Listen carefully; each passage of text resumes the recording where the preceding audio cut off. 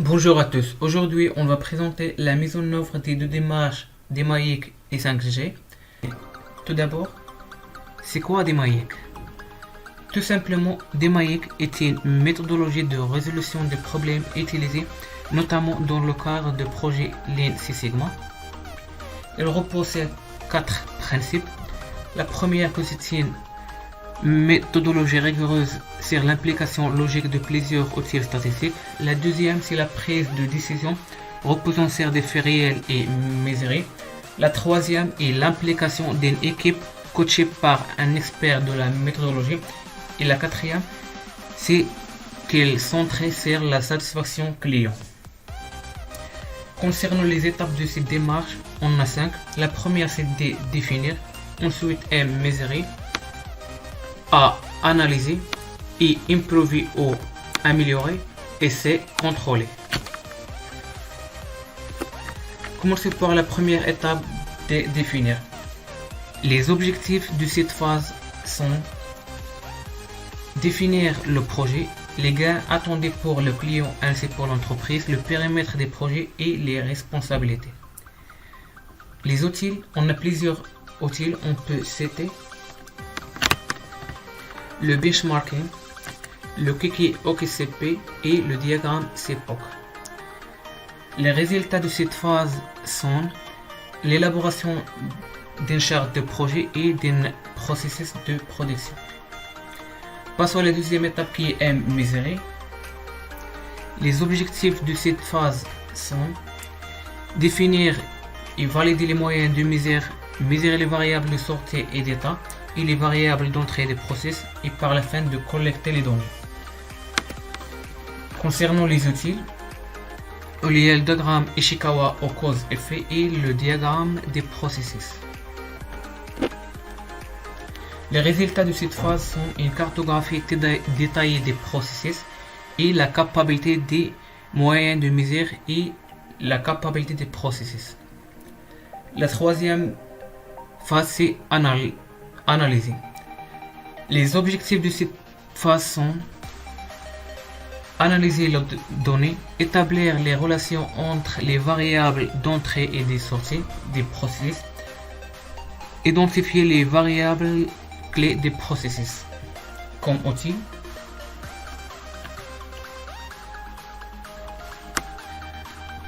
on a les plans d'expérience et aussi les statistiques descriptives qui sont très utiles pour cette phase. Pour les résultats, il faut comprendre le processus, établir une épreuve détaillée des processus. La quatrième phase, c'est improver. Les objectifs de cette phase sont imaginer des solutions, sélectionner les pistes de progrès les plus prometteuses, tester les améliorations proposées et actionner. Concernant les outils, il y a l'AMDEC et aussi on peut utiliser les plans d'expérience aussi à cette phase et bien sûr les différentes méthodes de créativité et d'innovation. Les résultats sont un processus pilote et la détermination des caractérisations à mettre sous contrôle. Pour la dernière phase, c'est contrôle. Les objectifs sont comme suit. Mettre sous contrôle la solution retenue et formaliser le processus. Concernant les outils,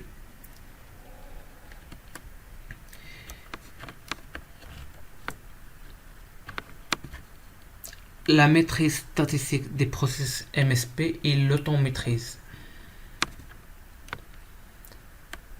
Comme résultat de cette phase est des cartes de contrôle s'il s'agit d'un problème de qualité et aussi la rédaction de modes d'opération. Passons maintenant à la deuxième démarche qui est 5G.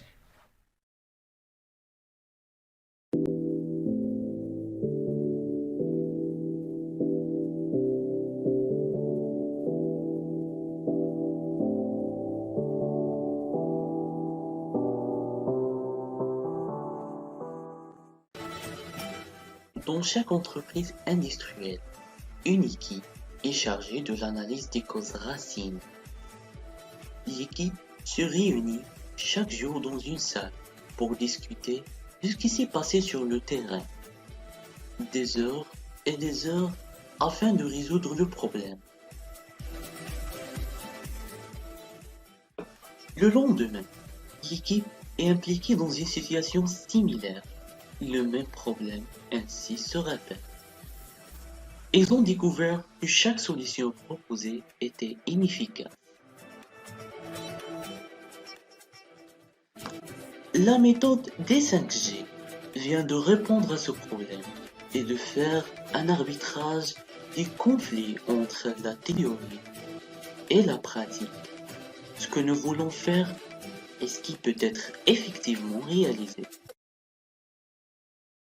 La méthode D5G répond à des questions suivantes. Les processus réalisés dans l'atelier correspondent-ils aux standards? Les utilisateurs adoptent-ils réellement les bonnes pratiques? La réforme que nous souhaitons mettre en place sera-t-il fournir le résultat attendu?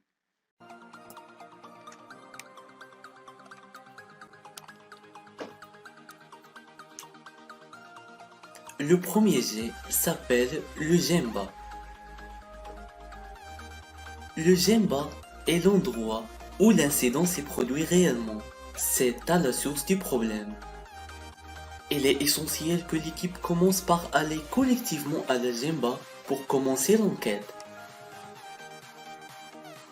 Le deuxième jet s'appelle le Genbutsu et signifie les choses réelles.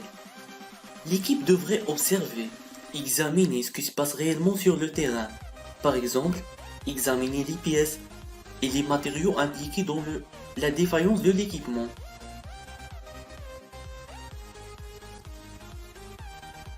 Le troisième jet s'appelle le Jonjitsu et signifie les faits réels. Pour cette étape, l'équipe doit rassembler toutes les données disponibles sur le processus, l'équipement, les matériaux, avant et après la défaillance. Ces données joueront un rôle clé en reliant les faits derrière les preuves. Que l'équipe voit, est-ce que c'est réellement passé? Les sources de données doivent inclure les données de contrôle provenant du système d'événements de ligne, ainsi que des témoignages des techniciens qui opèrent la ligne au moment de l'incident.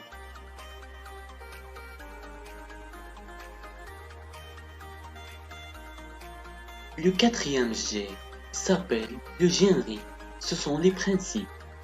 Avoir les principes de fonctionnement disponibles pendant que l'équipe recueille les données sur l'équipement est la clé pour être en mesure de référencer le bon mouvement de l'équipement, les bonnes conditions de travail.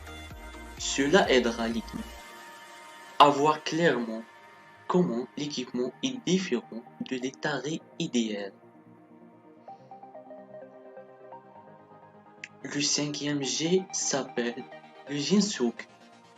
L'équipe doit connaître les procédures d'exploitation qui régissent les actions de l'opérateur de la machine et vérifier que les actions n'ont pas entraîné la panne de l'équipement. L'équipe doit consulter les procédures d'utilisation normalisées de l'entreprise, les instructions de travail standard, tout en enquêtant sur les opérateurs ou les mécaniciens impliqués dans l'équipement menant à sa défaillance.